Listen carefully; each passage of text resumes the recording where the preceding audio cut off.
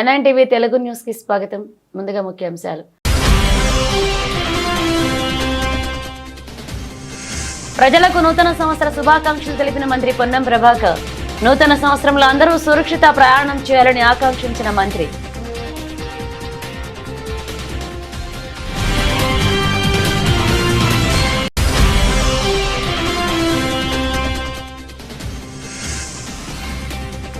ఇంద్రకీలాద్రి కనకదుర్గమ్మను దర్శించుకున్న సీఎం చంద్రబాబు.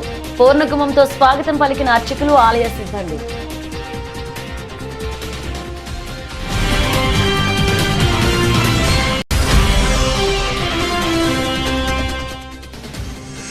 తెలంగాణ భవన్లో BRS calendar ఆవిష్కరించిన వర్కింగ్ ప్రెసిడెంట్ కేటీఆర్. తిరిగి రాష్ట్రానికి కేసీఆర్ సీఎం కావాలనే కోరికతో గట్టిగా పనిచేస్తున్నామని వెల్లడి.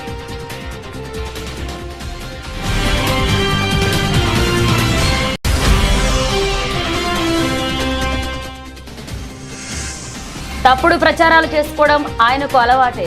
సీఎం చంద్రబాబుపై మాజీ మంత్రి అంబటి రాంబాబు విసర్లు.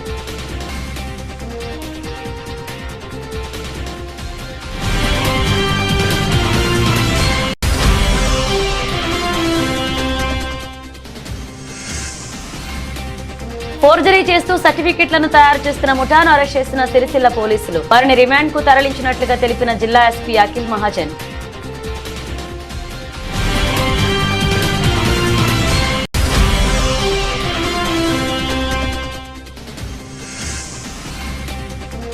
న్యూ ఇయర్ వేడుకల తర్వాత చెత్త కుప్పలా మారిన ఉప్పల్ మున్సిపల్ స్టేడియం. పార్టీ నిర్వాహకులు పర్మిషన్ ఇచ్చిన అధికారులపై స్థానికులు ఆగ్రహం.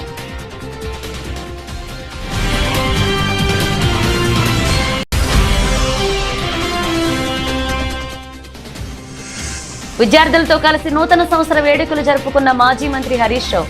సీఎం రేవంత్ రెడ్డి చెప్పే మాటలకు క్షేత్రస్థాయిలో జరిగే పనులకు పొంతన లేకుండా ఉందని ఎద్దేవా.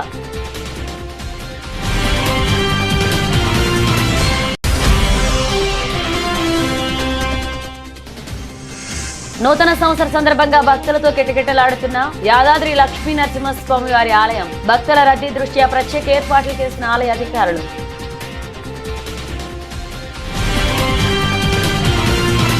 ప్రజాపాలన ప్రభుత్వం 2024 సంవత్సరం పూర్తి చేసుకుని 2025వ సంవత్సరంలోకి అడుగు పెడుతున్న శుభ సందర్భంగా తెలంగాణ ప్రజలకు నూతన సంవత్సర శుభాకాంక్షలు తెలిపారు మంత్రి పొన్నం ప్రభాకర్. నూతన సంవత్సరంలో అందరూ సురక్షిత ప్రయాణం చేయాలని, ట్రాఫిక్ నిబంధనలు పాటించాలన్నారు.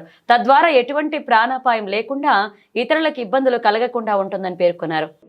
ప్రజాపాలన ప్రభుత్వం 2024వ సంవత్సర కాలం పూర్తి చేసుకొని 2025వ సంవత్సరంలో అడుగు పెడుతున్న శుభ సందర్భంగా యావత్ తెలంగాణ ప్రజలందరికీ శుభాకాంక్షలు తెలియజేస్తూ, రవాణా శాఖ మంత్రిగా మీ అందరూ సురక్షిత ప్రయాణం చేయాలని, ట్రాఫిక్ నిబంధనలు పాటిస్తూ ఎటువంటి ఇబ్బందులు లేకుండా, ప్రాణాపాయం కలగకుండా, ఇతరులకు ఇబ్బంది లేకుండా ట్రాఫిక్ నిబంధనలు పాటిస్తూ ముందుకు కొనసాగుతూ మీ జీవితాల్లో సుఖ సంతోషాలను పంచుకునే విధంగా, కుటుంబ సభ్యులతో ఉండే విధంగా మరి మీ అందరికీ శుభం జరగాలి 2025 సంవత్సరాన్ని ఆకాంక్షిస్తూ అందరికీ నూతన సంవత్సర శుభాకాంక్షలు తెలియజేస్తాను.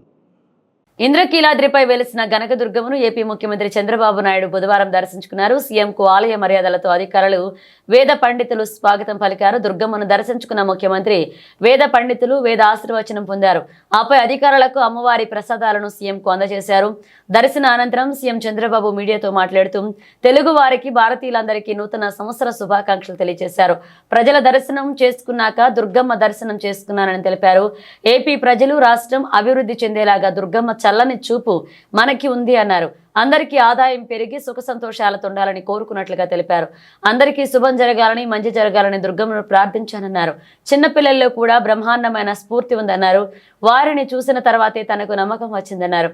ఈ సంవత్సరం రాష్ట్రానికి అన్ని విధాలా శుభం జరుగుతుందని, అందరి భవిష్యత్ బంగారు భవిష్యత్ కావాలని ఆకాంక్షిస్తూ దుర్గమ్మను ప్రార్థించినట్లుగా తెలిపారు.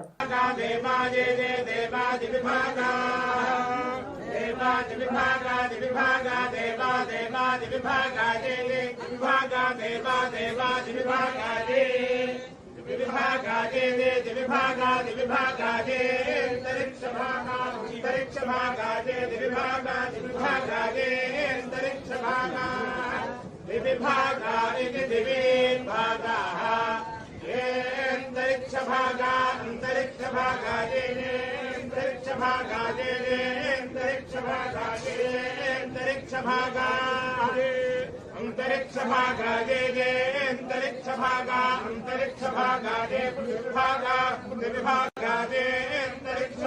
తెలంగాణ భవన్లో బీఆర్ఎస్ పార్టీకి సంబంధించిన 2025 క్యాలెండర్ ను వర్కింగ్ ప్రెసిడెంట్ కేటీఆర్ ఆవిష్కరించారు. ఈ సందర్భంగా కేటీఆర్ కు బీఆర్ఎస్ శ్రేణులు నూతన సంవత్సర శుభాకాంక్షలు తెలిపారు. అనంతరం మాజీ మంత్రి సత్యవతి రాథోడ్ చేత కేటీఆర్ కేక్ కట్ చేయించారు. ఈ సందర్భంగా కేటీఆర్ మాట్లాడారు. ఆంగ్ల నూతన సంవత్సరం మొదటి రోజున తెలంగాణ భవన్ కు వచ్చేసి బీఆర్ఎస్ నాయకత్వం మొత్తం ఇక్కడ కొలువుదీరి బీఆర్ఎస్ క్యాలెండర్ ను ఆవిష్కరించుకోవడం సంతోషంగా ఉంది.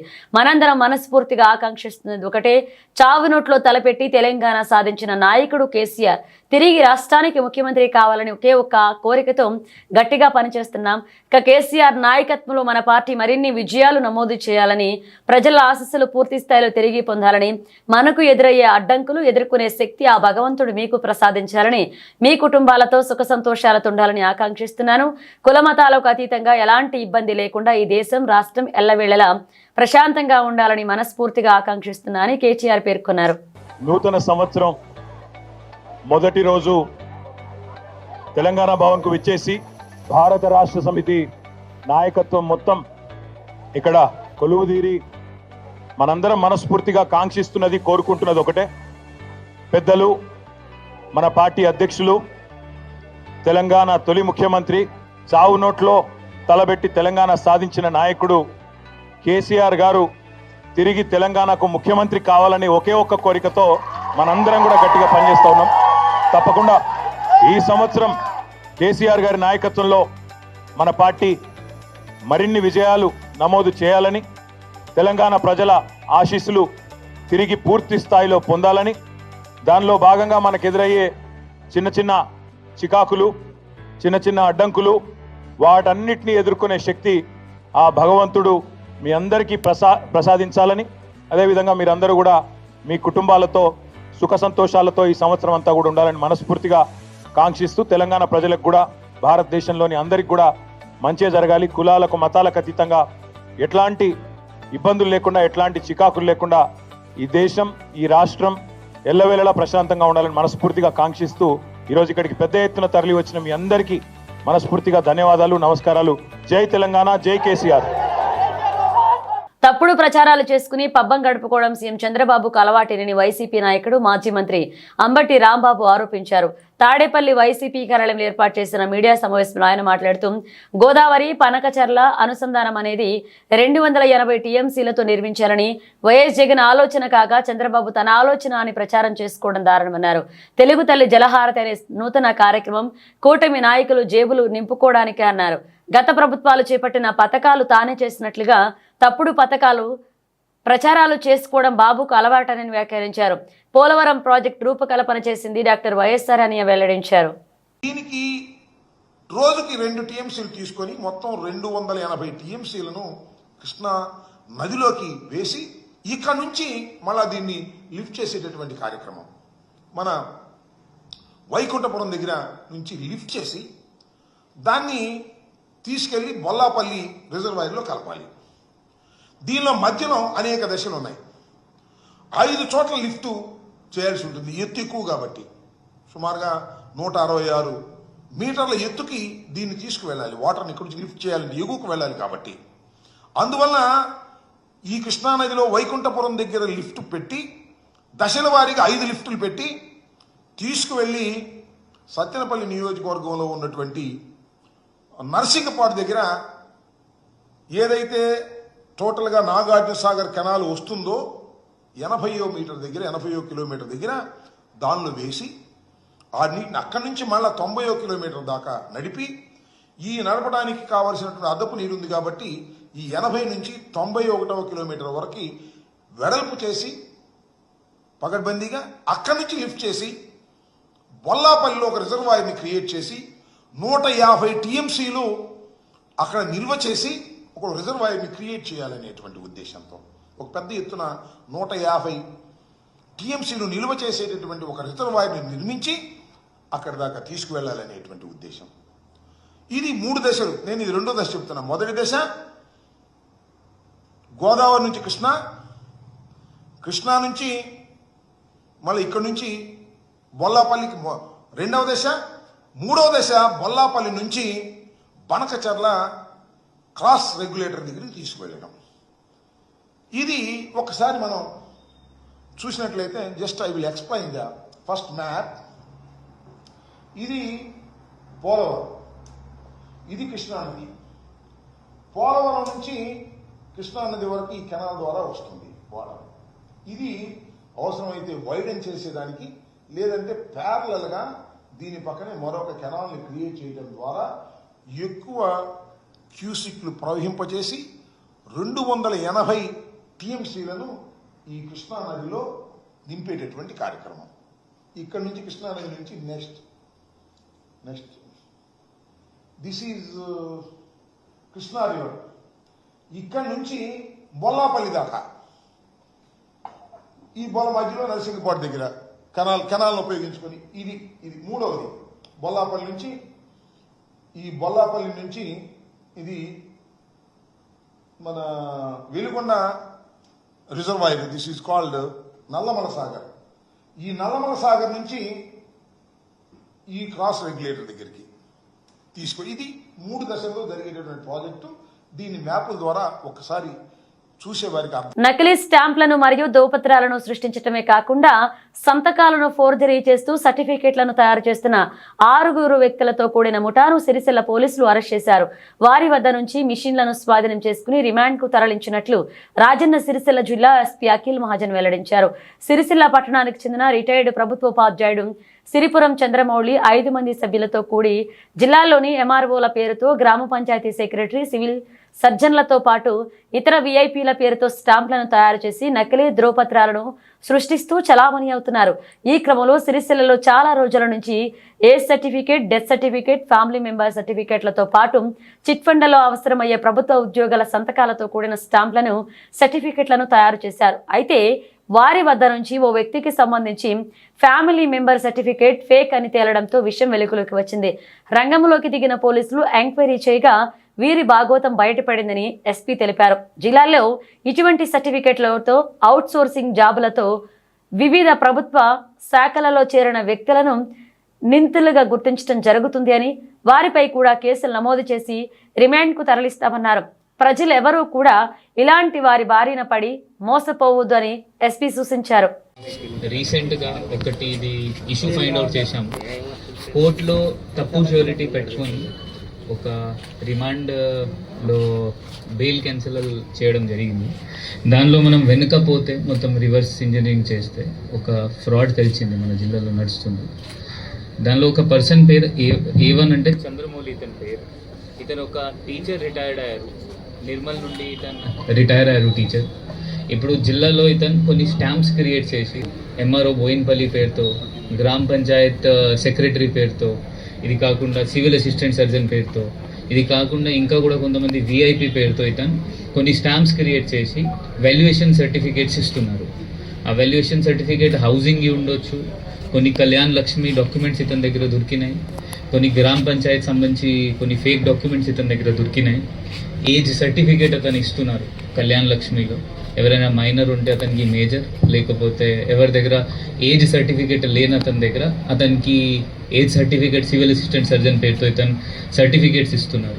ఇతని దగ్గర ఇంకా కొన్ని గవర్నమెంట్ టీచర్స్ది ఐడి కార్డ్స్ కూడా దొరికినాయి. ఆ వాళ్ళ ఐడి కార్డ్ వాడుకొని ఇతను చిట్ ఫండ్స్లో వాళ్ళ ఫేక్ సంతకం పెట్టి మళ్ళీ ఇప్పుడు వాళ్ళు ఎక్కడ పని చేస్తున్నారు మళ్ళీ ఫేక్ స్టాంప్స్ క్రియేట్ చేసి వాళ్ళకి ష్యూరిటీ లాగా కూడా పెడుతున్నారు. అది కూడా ఒక ఫ్రాడ్ మన ముందు వచ్చింది. ఇది కాకుండా death certificate, family member certificate అది కూడా ఇతని దగ్గర దొరికినాయి. కొన్ని విఐపి సంబంధించి లెటర్ ప్యాడ్స్ అండ్ వాళ్ళ స్టెమ్స్ కూడా దొరికినాయి. ఆ జాబ్ ఇవ్వడం కోసం కలెక్టర్కి రాసినాయి, అది కూడా దొరికినాయి. అది కూడా మొత్తం మనం వెరిఫై చేస్తాం వాళ్ళకి జాబ్స్ వచ్చినాయా లేదా. ఇది కాకుండా ఇతను సర్టిఫికేట్స్ కూడా ఇప్పిస్తున్నారు. ఇప్పుడు ఇతనికి పట్టుకొని తర్వాత ఇతను ఎట్లా చేస్తున్నారు అంటే ఇతను ఒక A2 ప్రకాష్ నుండి ఇతను స్టాంప్ మషీన్ అంటే అతను ప్రకాష్ దగ్గర స్టాంప్ మషీన్ ఉంది. అతను విదౌట్ లైసెన్స్ స్టాంప్స్ ప్రిపేర్ చేస్తున్నారు. స్టాంప్స్ ప్రిపేర్ చేసి ఇతనికి ఇస్తున్నారు. ఇప్పుడు A2 నుండి మనకి stamp paper, stamps blank stamps దొరికినాయి. అండ్ ఈవెన్ కూటమి ప్రభుత్వం అధికారంలోకి వచ్చిన 6 నెలల కాలంలో రాష్ట్రాన్ని సీఎం చంద్రబాబు అభివృద్ధి పదంలో తీసుకువెళ్తున్నారని టీడీపీ నేత నాగుల్ మీరా ఆర్యవైశ్య కార్పొరేషన్ చైర్మన్ రాకేష్ పేర్కొన్నారు. భవానీపుర బ్యాంక్ సెంటర్లో టీడీపీ నేత సంతోష్ కుమార్ జన్మదినం సందర్భంగా పార్టీ నేతలు ఈ కార్యక్రమానికి తరలివచ్చి కేక్ కట్ చేసి సంతోష్ కుమార్ జన్మదిన శుభాకాంక్షలు తెలియజేశారు. ఈ సందర్భంగా పేద మహిళలకు చీరలు పంపిణీ చేశారు. నూతన సంవత్సర శుభాకాంక్షలు తెలియజేస్తా ఉన్నాను. ఈ కొత్త సంవత్సరంలో శుభసూచకం నారా చంద్రబాబు గారి నాయకత్వంలో కూటమి ప్రభుత్వం రావటం. ఇవాళ కూటమి ప్రభుత్వం వచ్చి 6 నెలల కాలంలో అనేక అభివృద్ధి కార్యక్రమాలకు శ్రీకారం చుట్టడమే కాకుండా గతంలో చేసిన లోపాలను సరిచేయటం చాలా కష్టమైనటువంటి నేపథ్యాన్ని చూస్తూ ఉన్నాం. జగన్మోహన్ రెడ్డి ఏనాడు కూడా ప్రజారంజక పాలన సాగలేదు, అప్పుల పాలన చేశాడు. అప్పులు ఆంధ్రప్రదేశ్ చేసినటువంటి నేపథ్యంలో ఒక సీనియర్ నాయకుడు, ఒక విజన్ ఉన్న నాయకుడు వాళ్ళ చంద్రబాబు గారి నాయకత్వంలో తప్పకుండా ఈ రాష్ట్రం అభివృద్ధి చెందుతుంది. అట్లాగే ఈరోజు మరి మా సంతోష్ ఇక్కడ మంచి యువకుడు, చిన్నప్పటి నుంచి కూడా తెలుగుదేశం పార్టీలో తిరిగినటువంటి వ్యక్తి. వాళ్ళ నాన్నగారు వెంకట్ ఆ రోజున ఎన్టీ రామారావు గారికి దగ్గరగా ఉన్నటువంటి వ్యక్తి. ఎన్టీ రామారావు సినిమా రంగంలో ఉన్నప్పుడు కూడా వాళ్ళు ఎన్టీ రామారావు గారి అభిమాన సంఘాల్లో పనిచేసినటువంటి వ్యక్తి. తెలుగుదేశం పార్టీకి బాగా పనిచేసినటువంటి కుటుంబం నుంచి సంతోష్ ఈరోజు వచ్చాడు. వాళ్ళ నారా లోకేష్ గారి పాదయాత్రలో కూడా ప్రారంభం నుంచి చివరి వరకు కూడా ప్రధాన భూమిక పోషించి చాలా కష్టపడ్డటువంటి వ్యక్తి. ఈరోజు వారి పుట్టినరోజు వేడుకలను మరి ఈ బ్యాంక్ సెంటర్లో జరుపుకోవడం చాలా సంతోషం. ఈ సందర్భంగా వారి అభిమానులందరూ, తనతో ఉన్నటువంటి అన్నదమ్ములందరూ కూడా కలిసి కార్యక్రమాన్ని చేపట్టారు. మరి వారికి మరి చిన్ని గారి తరపున, సుజనా చౌదరి గారి తరపున, మరి మా అందరి తరపున సంతోష్కి హృదయపూర్వకమైనటువంటి జన్మదిన శుభాకాంక్షలు తెలియజేస్తా ఉన్నాను. ఇవాళ ఈ ప్రాంతంలో తెలుగుదేశం పార్టీ ఏ కార్యక్రమం ఇచ్చినా చురుగ్గా పాల్గొంటున్నారు. ఏ ప్రజా సమస్య ఇచ్చినా మా దృష్టికి తీసుకురావాలని సూచిస్తూ మరొకసారి సోదరుడికి అభినందనలు తెలియజేస్తున్నాం. ఈ కార్యక్రమం చేపట్టిన ప్రతి ఒక్కరికి కూడా హృదయపూర్వక అభినందనలు తెలియజేస్తా ఉన్నాం.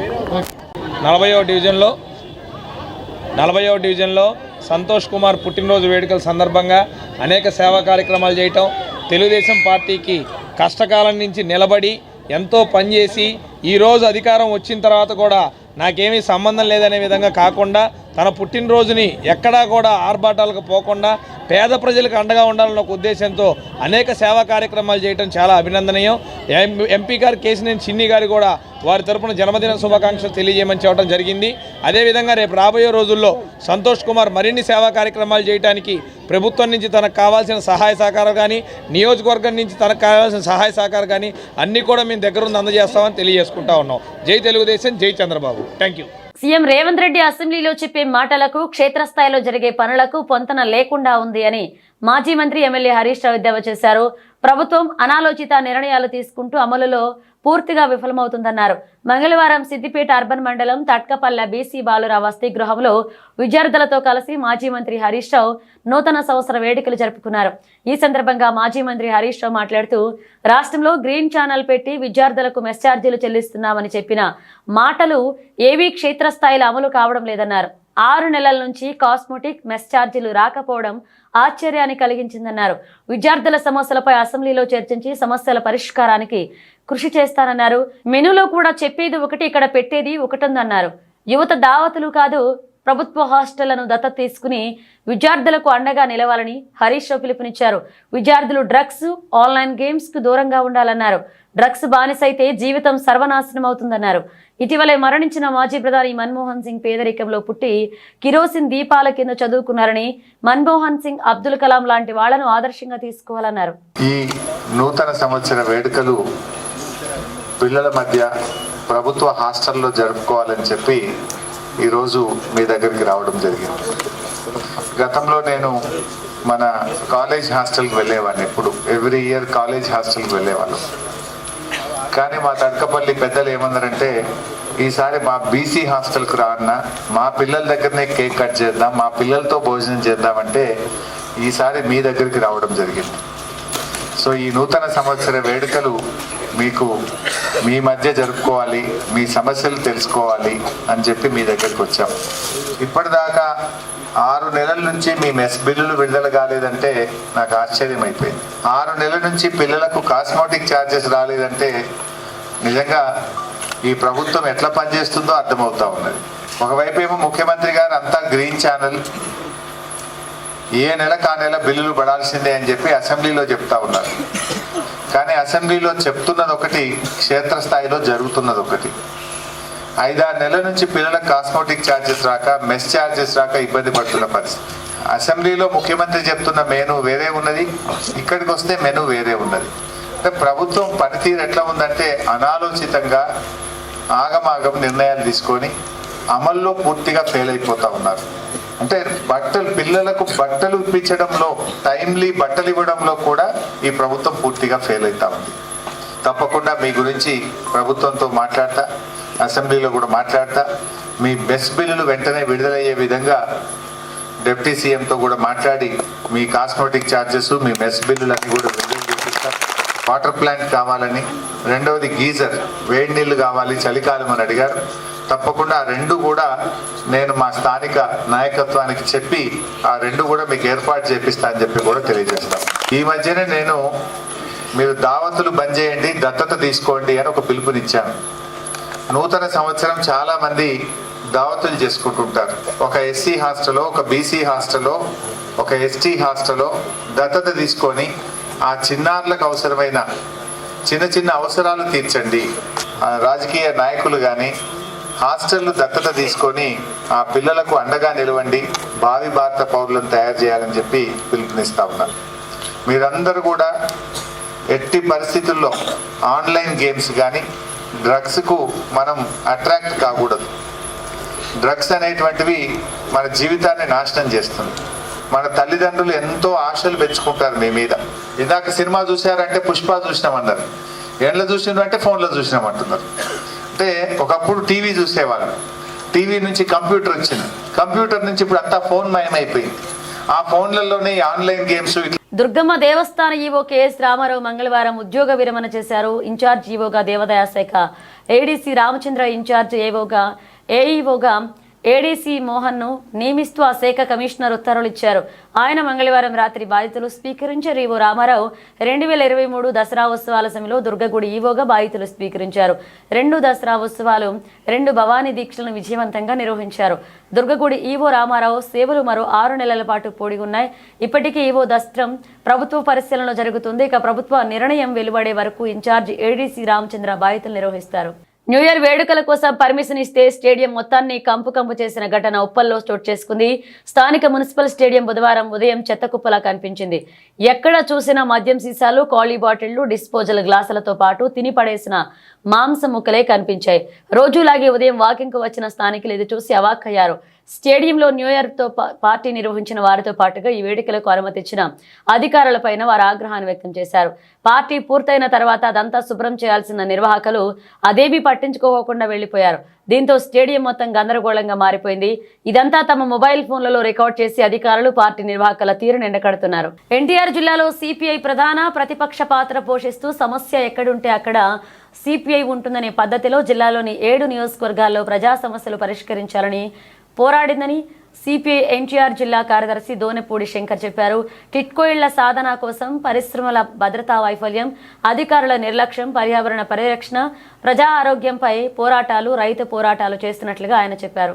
నగరంలోని సిపిఐ జిల్లా కార్యాలయంలో ఏర్పాటు చేసిన విలేకరుల సమావేశంలో శంకర్ మాట్లాడారు. 2024 సంవత్సరంలో సిపిఐ ఎన్టీఆర్ జిల్లాలో ప్రజా సమస్యలపైన మడమ తిప్పని పోరాటాలు చేసినటువంటి చరిత్ర కలదు అని సిపిఐ జిల్లా కార్యదర్శి దోనెపూడి శంకర్ చెప్పారు. అల్ట్రాటెక్, రామ్కో సిమెంట్ కంపెనీలలో వరుస ప్రమాదాలు, భద్రతా వైఫల్యాలపై పోరాడి బాధితులకు నష్టపరిహారం చెల్లించే విధంగా పోరాటం చేసి సాధించామన్నారు. పోరాట కార్యక్రమాలే కాకుండా సేవల్లో కూడా ముందున్నట్లుగా బుడమేరు వరద సమయంలో పెద్ద ఎత్తున సిపిఐ ప్రజా సంఘాల ఆధ్వర్యంలో ప్రజలకు భోజనం, పాలు, నీరు, బియ్యం వంటి నిత్యావసర వస్తువులతో పాటుగా వేలాది మందికి చీరలు, దుప్పట్లు పంపిణీ చేసినట్లుగా చెప్పారు.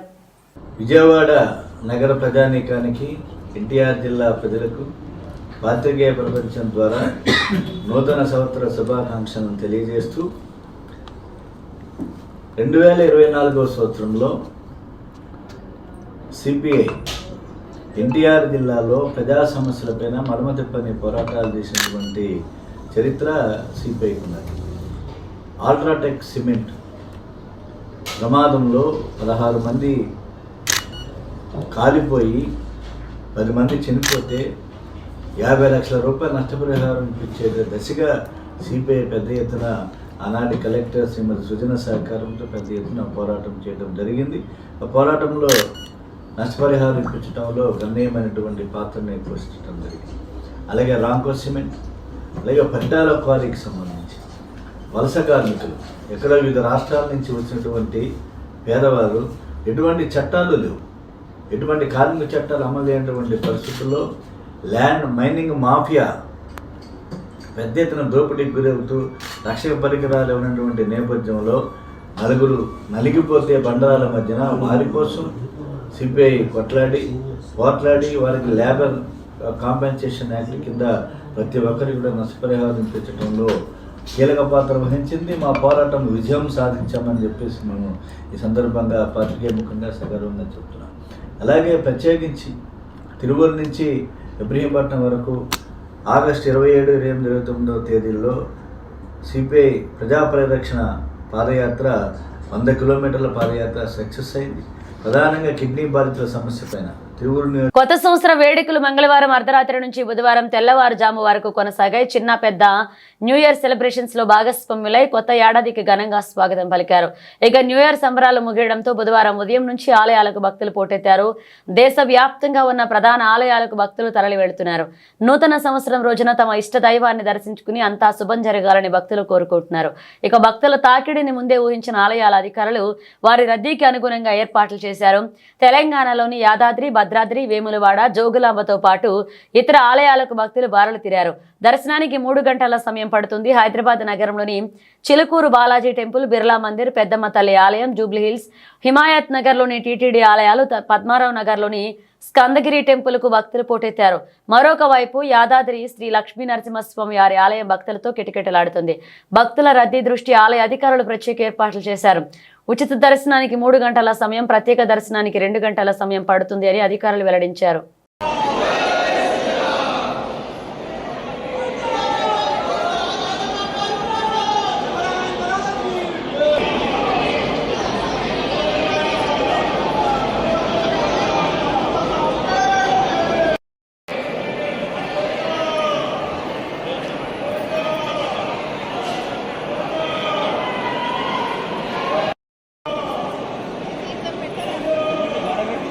ఐదు కేజీల బంగారు ఆభరణాలు ధరించిన ఓ భక్తుడు తిరుమల శ్రీవారి ఆలయాన్ని దర్శించుకున్నారు. ఆయనను చూసేందుకు కొండపై భక్తులు ఎగబడ్డారు.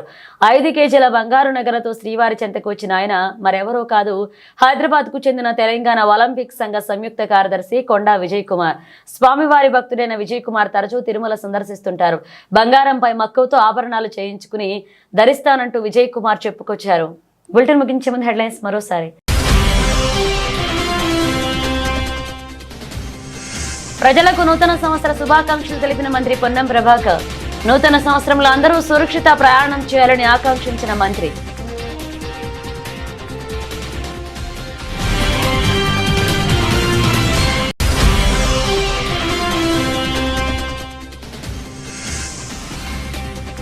ఇంద్రకీలాద్రి కనకదుర్గమ్మను దర్శించుకున్న సీఎం చంద్రబాబు. పూర్ణకుంభంతో స్వాగతం పలికిన అర్చకులు, ఆలయ సిబ్బంది.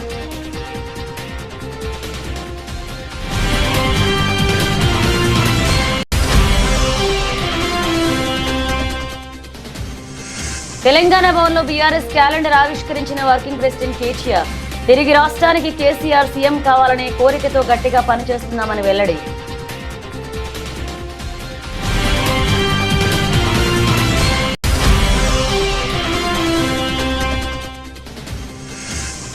తప్పుడు ప్రచారాలు చేసుకోవడం ఆయనకు అలవాటే. సీఎం చంద్రబాబుపై మాజీ మంత్రి అంబటి రాంబాబు విసర్లు.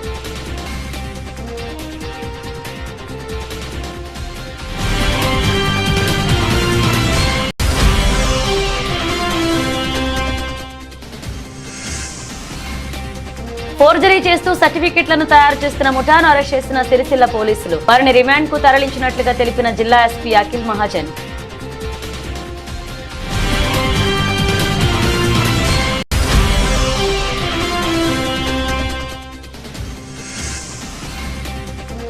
న్యూ ఇయర్ వేడుకల తర్వాత చెత్త కుప్పలా మారిన ఉప్పల్ మున్సిపల్ స్టేడియం. పార్టీ నిర్వాహకులు పర్మిషన్ ఇచ్చిన అధికారులపై స్థానికులు ఆగ్రహం.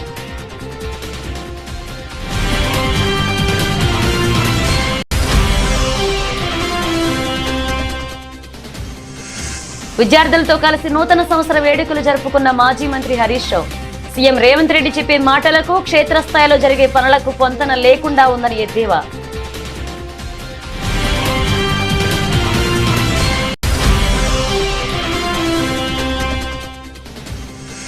నూతన సంవత్సర సందర్భంగా భక్తులతో కిటకిటలాడుతున్న యాదాద్రి లక్ష్మీ నరసింహస్వామి వారి ఆలయం. భక్తుల రద్దీ దృష్ట్యా ప్రత్యేక ఏర్పాట్లు చేసిన ఆలయ అధికారులు.